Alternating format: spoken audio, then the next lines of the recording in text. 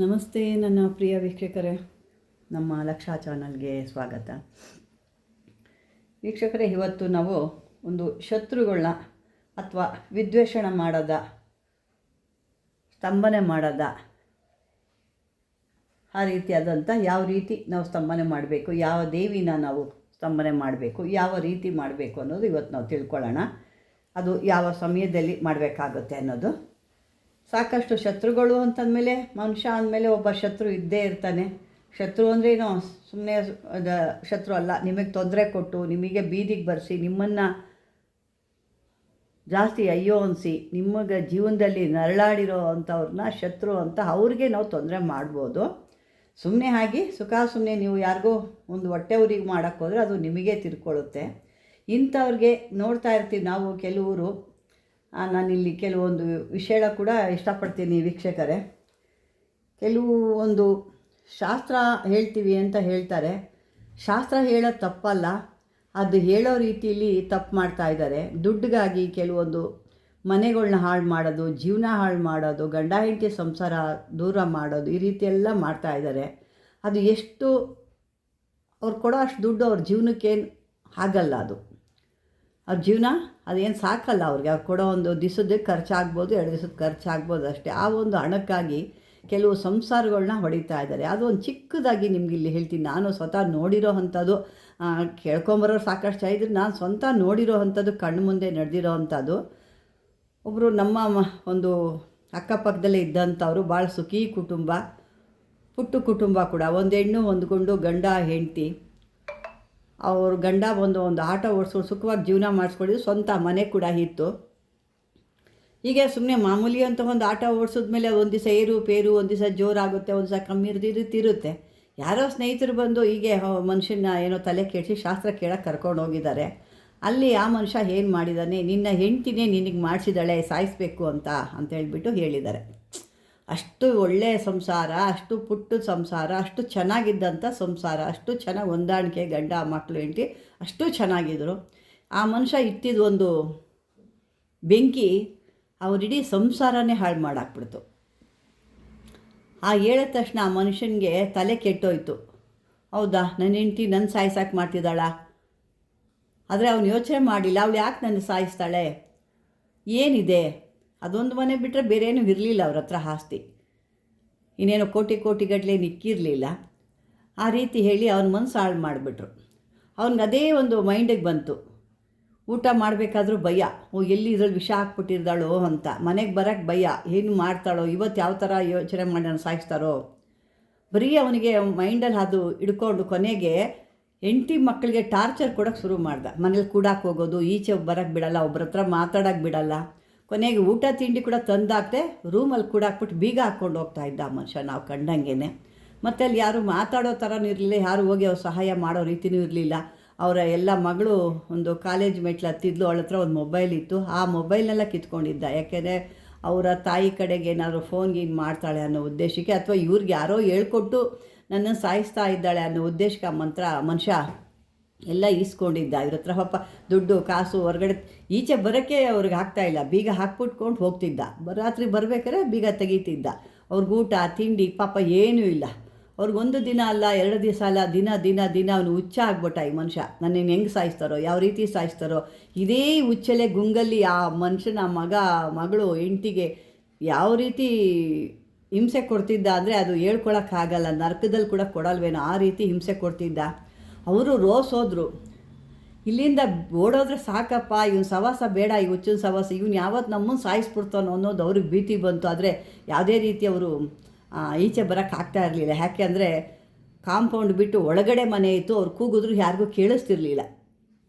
ಬುದ್ಧೆ ಸ್ವಲ್ಪ ಇನ್ನೂ ಜಾಗ ಇತ್ತು, ಹಿಂದಕ್ಕೆ ಮನೆ ಕಟ್ಕೊಂಡಿದ್ರು, ಮುಂದಕ್ಕೆ ಜಾಗ ಬಿಟ್ಟಿದ್ರು. ಹಾಗಾಗಿ ಅದು ಮನೆ ಹಿಂದೆ ಇರೋದ್ರಿಂದ ಅವ್ರು ಕೂಗಿದ್ರು ಯಾರಿಗೂ ಕೇಳಿಸ್ತಾ ಇರಲಿಲ್ಲ. ಆ ರೀತಿ ಮತ್ತು ಕಿಟಕಿ ಬಾಗಿಲು ಎಲ್ಲ ಬಂದು ಮಾಡ್ಕೊಂಡು ಹೋಗ್ತಾ ಇದ್ದ ಮನುಷ್ಯ. ಹಾಗಾಗಿ ಅವನೊಂದು ನಾಯಿ ಕೂಡ ಸಾಕಿದ್ದ.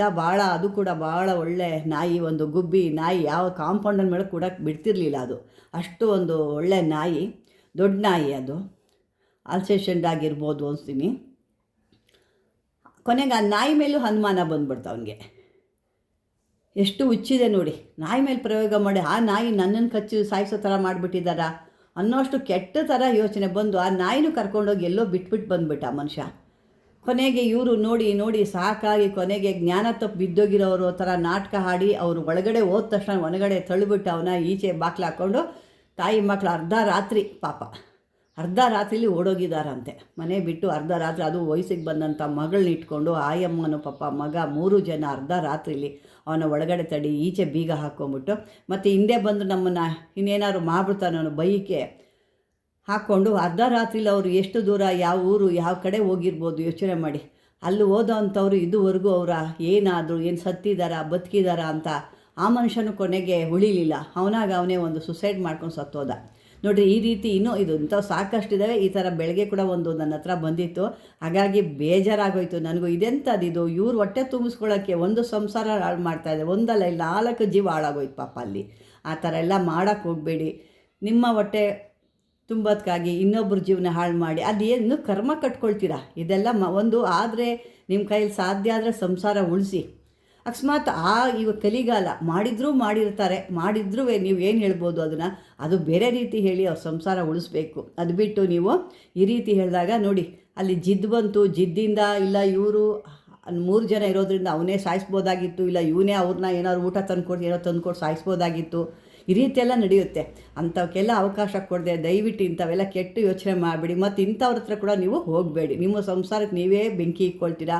ಅವ್ರಿಗೂ ಕೂಡ ನಾನು ಕೇಳ್ತಾ ಇದ್ದೀನಿ. ಇಂಥಾಗಾಗಿ ನಿಮ್ಮ ಇದಕ್ಕೆ ಬೇರೆಯವ್ರ ಜೀವನ ಬಲಿ ಕೊಡಬೇಡಿ ಅಂತ ಹೇಳ್ತೀನಿ. ಬನ್ನಿ ಇವತ್ತು ನಾವು ಅಂತ ಒಂದು ವಿಡಿಯೋ ಇಂಥದ್ರ ಬಗ್ಗೆ ನಾನು ಹೇಳ್ತಾ ಇದ್ದೀನಿ.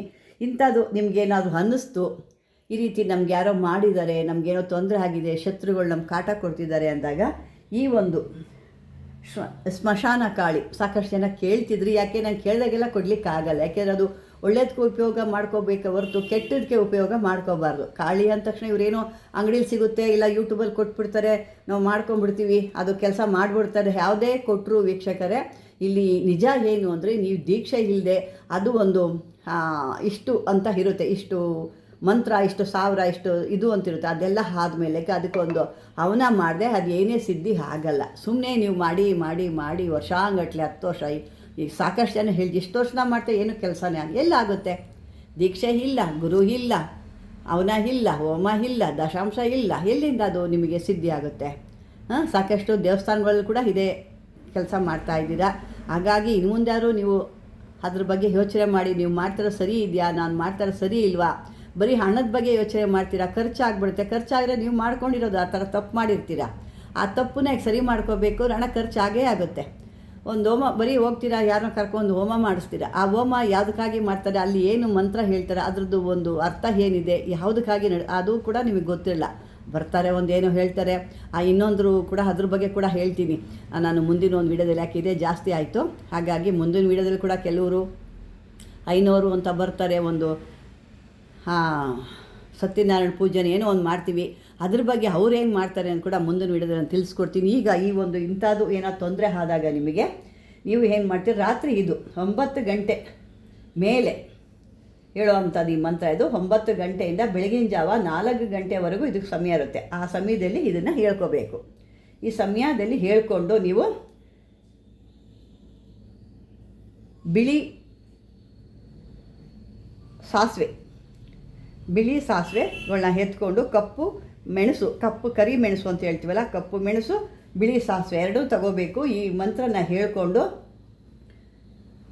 ಇದನ್ನು ಮೊದಲು ನೀವು ಸಿದ್ಧಿ ಮಾಡ್ಕೋಬೇಕು. ಮಂತ್ರ ಇದನ್ನು 10,000 ಬಾರಿ ಈ ಮಂತ್ರನ ನೀವು ಸಿದ್ಧಿ ಮಾಡ್ಕೋಬೇಕು. 1, 2 ಎಲ್ಲ ಆಗಲ್ಲ, 10,000 ಬಾರಿ ಸಿದ್ಧಿ ಮಾಡ್ಕೊಂಡಾದ ನಂತರ ಇದಕ್ಕೊಂದು ಹವನ ಮಾಡಬೇಕು. ಹವನ ಮಾಡಾದಮೇಲೆ ಈ ಒಂದು ಸಿದ್ಧಿ ಆಗುತ್ತೆ. ತದನಂತರ ನೀವು ಒಂದು ಒಳ್ಳೆಯ ದಿವಸ ಯಾವತ್ತು ನೀವು ಈ ಒಂದು ಪ್ರಯೋಗ ಮಾಡೋಕ್ಕೆ ಸಿದ್ಧಿ ಆಗ್ತೀರ, ಆವತ್ತು ಈ ಬಿಳಿ ಸಾಸಿವೆ, ಕಪ್ಪು ಮೆಣಸು ಎರಡನ್ನೂ ತಗೋಬೇಕು. ಒಂದು ಕೈಯಲ್ಲಿ ಮುಷ್ಟಿಲಿ ಬಿಗಿ ಹಿಡ್ಕೊಂಡು ಮತ್ತೆ 108 ಬಾರಿ ಈ ಮಂತ್ರ ಹೇಳಿ, ಯಾವ ಶತ್ರು ನಿಮಗೇನು ತೊಂದರೆ ಕೊಟ್ಟಿದ್ದಾನೆ, ಅವನಿಗೆ ಏನಾಗಬೇಕು, ಏನು ನಿಮಗೆ ತೊಂದರೆ ಮಾಡಿ ಅದರಿಂದ ನೀವು ಪರಿಹಾರ ನಿಮಗೂ ಬೇಕು, ಅವನಿಗೂ ತೊಂದರೆ, ನೀವು ಮಾಡಿದಂಥ ತೊಂದರೆ ಅವನು ಅನುಭವಿಸ್ಬೇಕು ಅಂತ ಹೇಳಿ ನಿಮ್ಮ ಮನಸ್ಸಲ್ಲಿ ಏನಿದೆಯೋ ಹೇಳ್ಕೊಂಡು ಆ ದಿಕ್ಕಿಗೆ ಅದನ್ನು ಚೆಲ್ಲಬೇಕು. ಅಂದರೆ ತಪ್ಪು ಮಾಡದೆ ಅದನ್ನು ಹಾಕಿದ್ರಿ, ತಪ್ಪು ಇಲ್ಲದೆ, ಧರ್ಮ ಇಲ್ಲದೆ ನೀವು ಹಾಕಿದ್ದೀರಾ, ಸೇಡ್ಗಾಗಿ ಹಾಕಿದ್ದೀರಾ ಅಂತೆ ಅದು ನಿಮಗೆ ತಿರುಗಿಸ್ಕೊಳಿಯುತ್ತೆ. ಇಲ್ಲಿ ಯಾಕೆಂದರೆ ಧರ್ಮ ಅನ್ನೋದೊಂದಿರುತ್ತೆ. ಆ ಧರ್ಮನ ಬಿಟ್ಟು ನೀವು ಮುಂದಕ್ಕೆ ಹೋದಾಗ ಇದು ಯಾವುದೇ ರೀತಿ ಕೆಲಸ ಮಾಡಲ್ಲ, ತಿರುಗಿಸಿ ನಿಮಗೆ ಬರುತ್ತೆ ಆ ತೊಂದರೆ. ಅದನ್ನು ಯೋಚನೆ ಮಾಡಿ ಇದನ್ನು ಈ ರೀತಿ ಮಾಡಿದಾಗ ನಿಮಗೆ ಅದ್ಭುತವಾಗಿ ನಿಮ್ಮ ಶತ್ರುಗಳನ್ನ ನೀವೇ ನಾಶ ಮಾಡ್ಕೋಬೋದು. ಅಂದರೆ ನಾವು ಯಾವ ರೀತಿ ಅದನ್ನು ಪ್ರಯೋಗ ಮಾಡಿ ಅಂತೀವೋ ಆ ರೀತಿ ಮಾಡಿದಾಗ ನಿಮ್ಮ ಕೆಲಸಕ್ಕೆ ಬರುತ್ತೆ. ಸುಮ್ಮನೆ ನೀವು ಹೇಳ್ಕೊಂಡು ಮಾಡಿದಾಗ ಇದು ಕೆಲಸಕ್ಕೆ ಬರೋದು. ಯಾವುದೇ ಆಗಲಿ, ಯಾಕೆಂದರೆ ಯಾರೂ ನಿಮ್ಗೆ ಹೇಳ್ಕೊಡಲ್ಲ. ಅವ್ರಿಗೆ ವ್ಯೂಸ್ ಬೇಕು, ಕಮೆಂಟ್ಸ್ ಬೇಕು, ಅಷ್ಟು ಬೇಕು, ಅದಕ್ಕಾಗಿ ಅವರೇನು ಹೇಳೋದಿಲ್ಲ. ಆದರೆ ನೀವು ನನಗೆ ವ್ಯೂಸ್ ಕೊಡಲಿಲ್ಲ ಅಂದರೂ ನಾನು ಹೇಳೋ ಧರ್ಮ, ನಾನು ಮಾಡೋ ಧರ್ಮ ನಾನು ಕೊಡ್ತಾ ಇದ್ದೀನಿ. ಅದು ನಿಮಗೆ ಒಳ್ಳೆಯದಕ್ಕೆ, ನಿಮ್ಮ ಕರ್ಮ ಕಳೆದಿದೆ, ನಿಮಗೆ ಆ ಸಿದ್ಧಿ ಆಗಬೇಕು ಅಂದರೆ ನಿಮಗೆ ಅದು ಮನಸ್ಸು ಬರುತ್ತೆ. ನಾನು ಕಲಿಬೇಕು, ನಾನು ಇದು ನೋಡಿ ನಾನು ಮಾಡಬೇಕು ಅಂತ ಬರುತ್ತೆ. ಇಲ್ಲ ನಾನು ಸುಮ್ಮನೆ ಕುರುಡು ಪಾಠ ಥರ ಹೇಳ್ಕೊಂಡು ಹೋಗ್ತೀನಿ ಅನ್ನೋದಿದ್ದರೆ ಅದು ನಿಮ್ಮ ಕರ್ಮ. ನನ್ನ ಧರ್ಮ ಏನಿದೆಯೋ ಅದು ನಾನು ಮಾಡ್ತಾಯಿದ್ದೀನಿ, ಇದ್ರ ಮೇಲೆ ನಿಮಗೆ ಸೇರಿದ್ದು ಅಂತ ಹೇಳ್ತಾ ವೀಕ್ಷಕರೇ, ಬನ್ನಿ ಈ ವಿಡಿಯೋ ನೀವೊಂದು ಇಷ್ಟವಾದರೆ ಲೈಕ್ ಮಾಡಿ, ಮಾಮೂಲಿಯಾಗೆ ಲೈಕ್ ಮಾಡಿ, ಶೇರ್ ಮಾಡಿ, ಸಬ್ಸ್ಕ್ರೈಬರ್ ಮಾಡ್ಕೊಳ್ಳಿ. ಮೊದಲಾಗೆ ಒಂದು ಹೈಪ್ ಅಂತ ಬರುತ್ತೆ, ಅಲ್ಲಿ ಟಚ್ ಮಾಡಿ ಅಂತ ಹೇಳ್ತಾ ಧನ್ಯವಾದಗಳು.